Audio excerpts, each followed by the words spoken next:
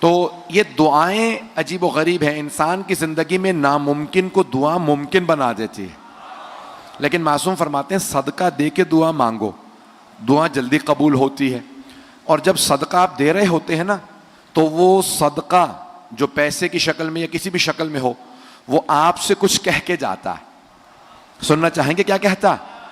تو آپ معصوم فرماتے ہیں کہ جب آپ صدقہ نکالتے ہیں نا تو صدقہ کہتا ہے تیرا شکریہ، میں حقیر تھا تو نے عزت دے دی، میں فنا ہونے والا تھا تو نے مجھے بقا دے دی. پتہ نہیں لوگ ہیں یا نہیں. میں دنیا کا تھا کیونکہ دولت دنیا کی ہے، تو نے مجھے اللہ کا بنا دیا. پتہ نہیں لوگ ہیں یا نہیں ہیں. کہ جب دولت یہ انسان صدقہ نکالتا ہے نا تو کئی چیزیں، کہا مجھ میں کوئی برکت نہیں تھی، تو نے اللہ کے نام پہ خرچ کرنے سے مجھ میں برکت دے دی. مولا علی کہتے ہیں نہج البلاغہ میں جب راہ خدا میں کچھ دو، جتنا دے سکتے ہو زیادہ سے زیادہ دے دو.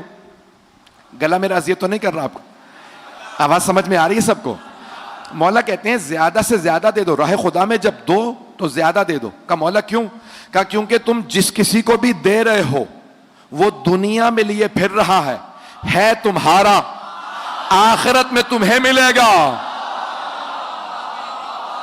میں سوچ رہا تھا مجھے وضاحت کرنی پڑے گی. بھئی آپ لوگوں کا حسن سماعت بہت بلند ہے، تو مجھے کئی شہروں سے لوگ کہتے ہیں مولانا کئی مرتبہ ہمیں جملہ سوچنا پڑتا ہے، کراچی والے جملہ مکمل ہونے سے پہلے پہنچ جاتے ہیں.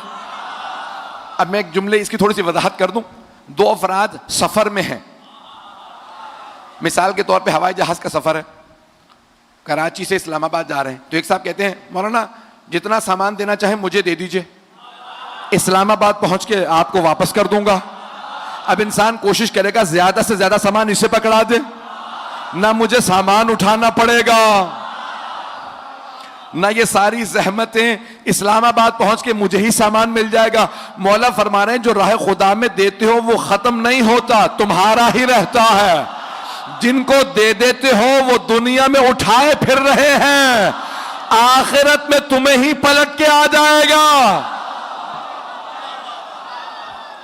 آپ نے غور فرمایا؟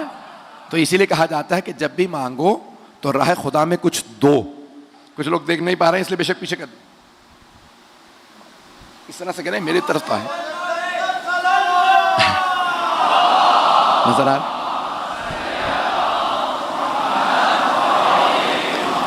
کل بھی جو میں اشارہ کر کے پوچھ رہا تھا یہی پوچھ رہا تھا کہ آپ لوگ دیکھ پا رہے ہیں یا نہیں دیکھ پا رہے ہیں. تو عزیزان گرامی ہمارا تو یہی حال ہے نا، دیوار آ جائے، عربی میں کہتے ہیں حائل، اردو میں بھی استعمال ہوتا ہے حائل. تو اب یہ عربی کا لفظ ہے، حائل اگر آ جائے تو جماعت ٹوٹ جاتی ہے.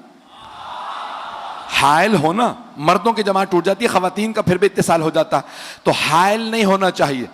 ہم حائل کے پار نہیں دیکھ پاتے، یہ دیوار حائل ہے.